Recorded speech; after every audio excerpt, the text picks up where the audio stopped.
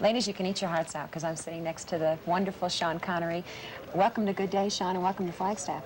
Came all the way here from Spain, which is now your home. Yes, well, Spain and Monaco. I'm officially in Monaco, but I spend as much time as I can in Spain. There are a lot of people that live in Boston from Scotland. You were born in, and were you raised in Edinburgh? Why Spain? Why do you live in Spain? Well, I've gone there nearly 20 years now, and it's on the sea, and you get 320 days of sunshine a year, and the golf course is marvelous, close, and the food's very good. Do you eat Spanish food? I eat everything. Do you? Yeah. And what kind of a life do you lead? Jet setting? No, not really. We have the Marbella Club next to us, and but we have a lot of interesting events down there, like Nastasi was down there with Bjorn Borg, and the tennis matches, and the bullfighting, and there's Regine's opened a place next door, and oh, nice. There's plenty of that, if you like that, which I'm not mad about. The snag is if I go to these kind of things, I'm there all night, you know. Then you can't get up and play golf the next morning, huh? Well, then I have to. The best time for me is if I'm preparing something there, because then it takes, my day starts with in the morning in the sea, you know, in the swim, and then I have breakfast by the sea, and then I work all morning. Oh, how nice. Until lunch, have a nice lunch, just like siesta, and then I go and play golf in the afternoon, or tennis. You must do a lot of traveling, though. I mean, a lot of transatlantic travel. How do you stay in shape? Because the parts you play are pretty rugged. Yeah, well, they are a bit sort of arduous, but I don't know. It just seems to have evolved that way. But, I mean, how do you stay physically in shape? Do you do anything special? No. Swim in the sea in the morning? Yes, when I'm there, I do, yeah. But you say you eat everything, so you don't really watch your weight? You don't have to, huh? Not really, no. I like eating, and I like drinking. Has anybody ever asked you, I'm sure they have, what part you played in South Pacific? That was your first role, wasn't it? The London Company? That's right. Are you a singer? Well, there was a chorus, and there was many others to put the blame on. Oh, okay. You know. So you didn't play the Inzio Pinza? Oh, no. Oh, no. That was my first job, really.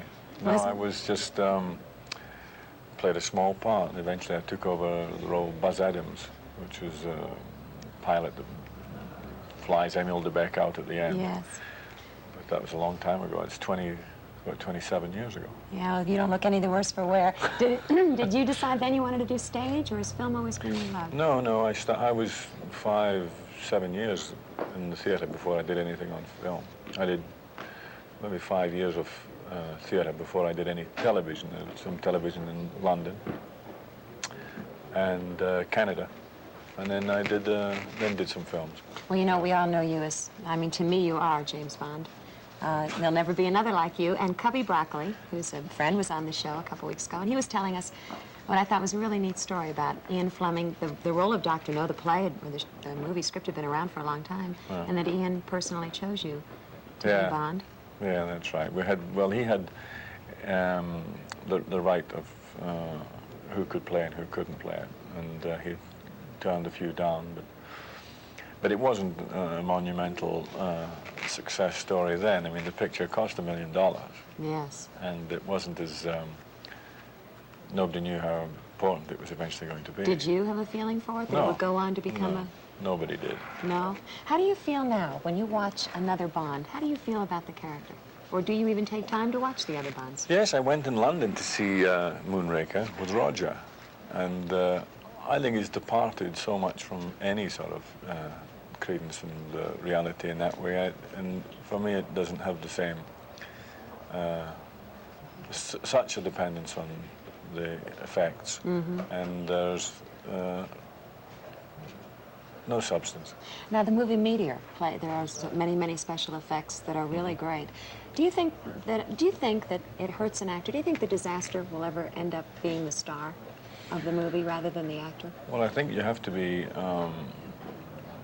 reasonably fair in your judgment of a situation like Meteor, knowing that if you have a reasonably good basic story, which I think Meteor has, that the special effects are going to be 50% of the film. I think you know that going in. I mean, any actor that says he doesn't or doesn't want to recognize that as being silly. It is an important factor, and also it's become really the most difficult area of film production today, is special effects. You ever thought, Sean, about a catastrophe involving a meteor? Has that ever been something you thought about? No, the whole thing came about only because of the script when it was submitted to me. I discovered at the end of it that it was based on fact. And so we checked out, and I thought, well, it's a very good idea. It's sort of caught my fancy.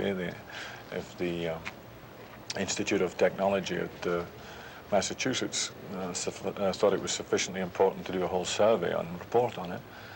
And then the idea of bringing in the Russians and the Americans and having to recognize each other in space and all the rest of it.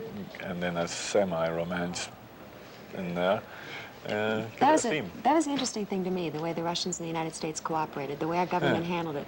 You think that's true to life? Do you think that's the way it would happen if we ever were faced with such a disaster? I'm sure it would be. They would, I mean, if satellites are up there and rockets and they're not supposed to be, they would deny it, both of them.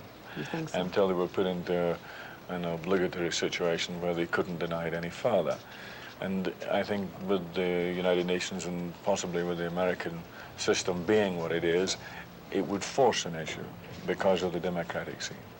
You know, I was telling you before we started that The Wind and the Lion, I couldn't stop thinking about it for so long afterwards. There's Do you one think thing you want to be carried off into the I'd love into to the be desert? But the one thing that you don't do so much in films that I think I like because it leaves me wanting, you don't do a lot of kissing. I mean, since Bond, do you, in the films? It's like one or two. Yeah, well, that was part of the sort of purity of the thing of and The Wind and the Lion, the idea of that he doesn't, and he could, you know, he's entitled to as many wives as he wanted, or if he wanted to rape her, I mean, it cuts the guy's heads off and all the rest of it, and completely different culture. Yeah, but he doesn't. No, he was really a sensitive character. Yeah, and very sweet with her, and confused at his emotional involvement with her too. What's next for you now, Sean? Where do you go from here? Well, the film I did with Brooke Adams and Dick Lester, Cuba. That's coming out in Christmas. Ooh, that's timely. Yeah. We're going exactly. through. Yeah. That's timely. And I haven't caught up with that because I've been traveling so much, but I see that Fidel Castro's in New York at the United Nations now. And I've got a couple of other projects that I'm going down to Los Angeles to discuss with writers. But they're in the very early stages, just development. Well, I thank you for giving me time. No, it's a pleasure. Pleasure to have you on the show. And pleasure to meet you. Kiss the Sean next time. Connery. Okay.